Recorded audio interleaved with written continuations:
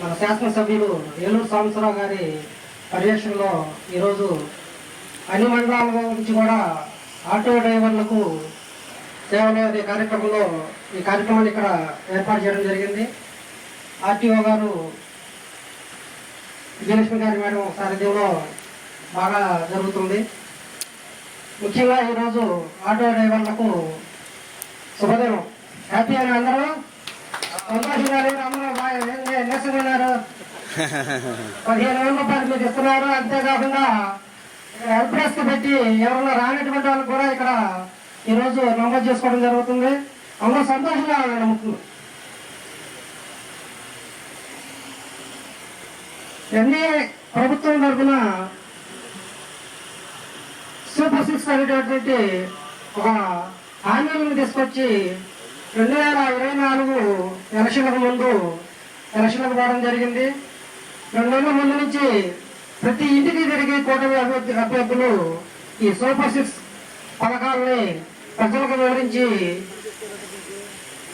దాన్ని నిర్వహించుకోవడం జరిగింది. దాని పూర్వంగానే మనకి ఈ 151 సీట్లు ప్రజలు కట్టబెట్టారు.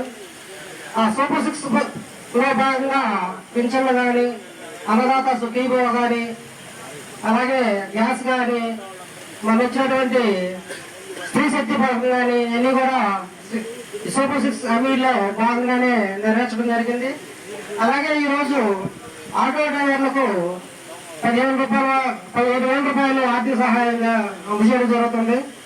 ఇది సూపర్ 6 లో లేకుండా ఇప్పుడు స్త్రీ శక్తి పథకం వల్ల ఆటో వాళ్ళు కొద్దిగా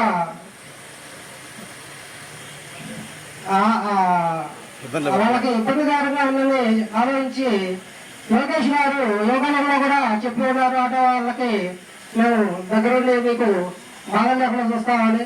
ఆ హామీలో అలాగే మనకి ఎన్డీఏ తరఫున నరేంద్ర మోడీ గారు కానీ చంద్రబాబు ఉంటూ ఈ కార్యక్రమాన్ని చేస్తున్నారు. మీరు గమనించే ఉంటారు. ఈ సంవత్సరాల కాలంలో గ్రామాల్లో ఎంత అభివృద్ధి జరిగిందో మీరు గమనించే ఉంటారు ఈ 18 నెలల కాలంలోనే.